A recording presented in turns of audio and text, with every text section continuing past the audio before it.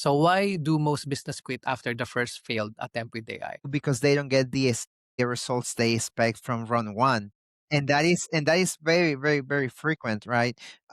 Even myself, when I start working with AI automations, you know, I tell my clients, hey, we're gonna do the first automation, we're gonna do the first test run.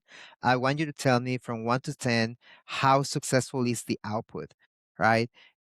And you can get MVPs, which are like initial states or stages of your product, of your automation, but it doesn't mean that they have to be perfect. So you will never get perfection in this process. It's all about doing, repeating, and doing it again. See the output, see if it's working, see if it doesn't work, what failed, how do we give that feedback over to AI so that AI, next time they get this, it makes a decision in the way that we actually intend it to. Okay, related to that, how do you design systems that actually improve over time instead of breaking or becoming irrelevant?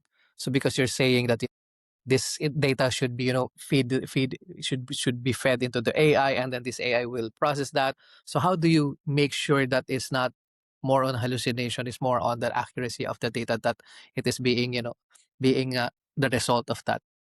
Yeah, we run what we call evaluations. So, for instance, let's talk about a customer service chatbot. You say, hey, if the customer asks this question, what should be the right answer? So the company, the business owners would give me that information. When we make the AI agent or AI automation, we see what type of answer the AI provides.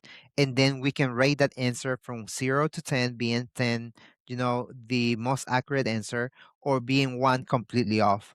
Right. And when we have that result, that evaluation, we go back to the AI and say, hey, this answer was 5 out of 10. The right answer should be this, that, and that. But there needs to be a human involved in that process, usually an SME or expert in the process, so that they can tell us what's wrong and what needs to be improved. Okay, okay. So what's the biggest misconception about the set it and forget it automation? Automations will never break. That's the biggest misconception that I've heard people saying. Yeah. Because we have an AI process or an AI automation or workflow, it doesn't mean that it will be 100% perfect. That's Okay. why we provide monthly support to our clients.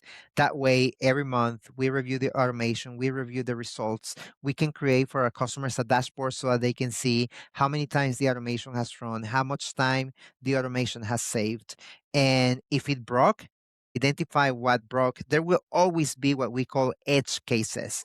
You cannot be 100% sure of everything that's going to happen 100%. You will always get Mhm. that customer asking that super strange question that really makes sense, but you are not prepared to answer it. Okay. So Okay. it's if you believe that your AI process automation will never break, that is not the case. Be ready to iterate, be ready to provide feedback to your AI, be ready to just make sure that the answers that the AI is providing are 100% accurate based on your criteria.